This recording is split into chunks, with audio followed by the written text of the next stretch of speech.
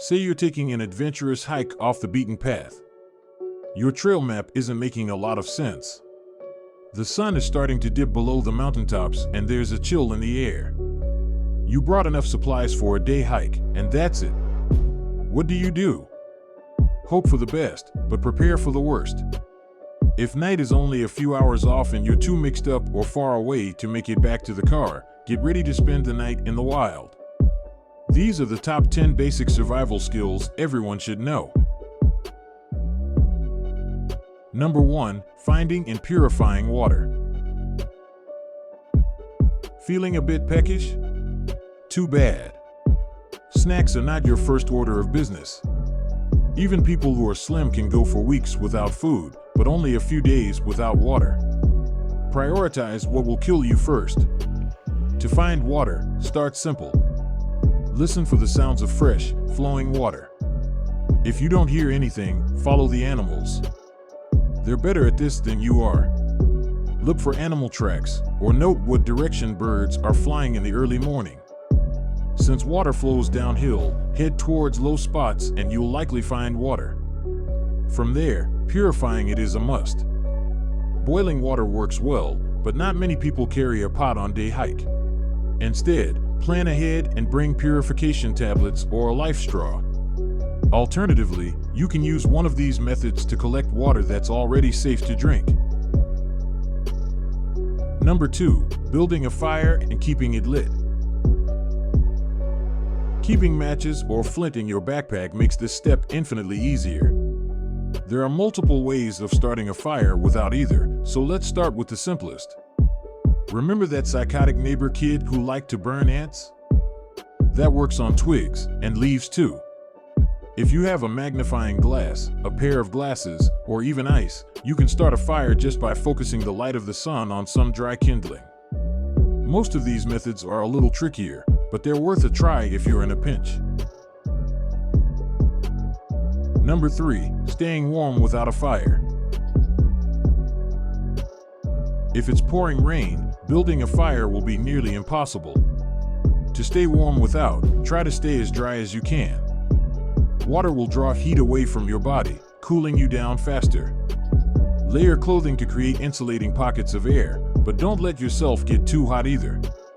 Sweating will cool you down, so try to shed layers if you start feeling warm. It's also a good idea to place something between your body and the ground for extra insulation. Number 4. Selecting an ideal location to make camp.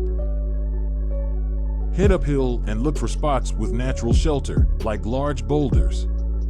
Thick trees can also provide some protection against the wind. Avoid low areas near water since they may be prone to flash flooding, and steer clear of areas with tall grass that might be home to venomous snakes that could make your impromptu night in the woods a whole lot scarier. You'll want to look up to scan for hazards that might fall on you, like loose rock and dead tree branches. You'll also want to look for water drainage issues that could flood your camp. Choosing the high ground is always ideal. Number 5. Building an appropriate shelter. Your options for shelter depend on what supplies you have. A survival knife or hatchet and a tarp will make things so much easier. If you don't, you can try building a simple lean-to with branches and debris that will provide at least some barrier against the elements. There are lots more options too. Number 6. Navigation, with a compass and without. Navigating with a compass should be pretty self-explanatory. If you can't use a compass, you probably shouldn't be wandering through the woods to begin with. If you didn't bring one, navigation depends on what part of the world you're in. The sun does always rise in the east, so that can give you some sense of where you are. A compass will always point north, so unless you have a map, you'll need to know where you started to get back on track. One thing to note about a compass is that there is a true north and magnetic north. Number 7. Finding and prepping food. Fish, birds, and even non-venomous snakes make for decent meals if you can catch them. If not, try foraging. Look for edible plants and insects, but if you don't know what it is, don't eat it. Avoid unfamiliar plants and anything with more than 6 legs. Not that you wanted to eat a spider anyway. Whatever you find, cooking it will make it safer to eat and easier to digest. Number 8. Avoiding injury. First aid skills are important, but it's better not to need them. Your biggest tool here is awareness. Be aware of your surroundings and be aware of your own conditioning. Don't push past your personal limits unless it's 100% necessary for survival. If you push yourself to exhaustion, you will start slipping. In your weakened state, you'll be less agile and more prone to injury. Your decision-making skills will also suffer. Self-care in the wild is a luxury, not a necessity. Number 9. Applying first aid correctly when needed. If you don't know basic first aid, take a class before heading into the wilderness. Your backpack should have a first aid kit in it, even for short excursions.